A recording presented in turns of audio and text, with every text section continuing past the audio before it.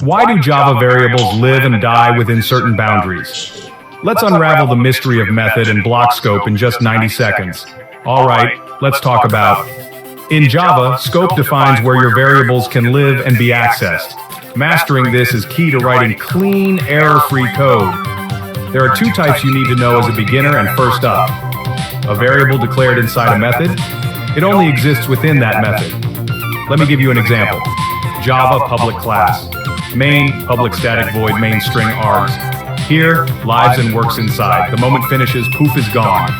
Now onto a block, that's just code inside curly braces. Variables declared inside a block only exist in that block. Example, time Java public class main, public static void, main string args. See that? Is born inside the block and dies when the block ends. This keeps everything neat and prevents accidental variable overlap. Got it?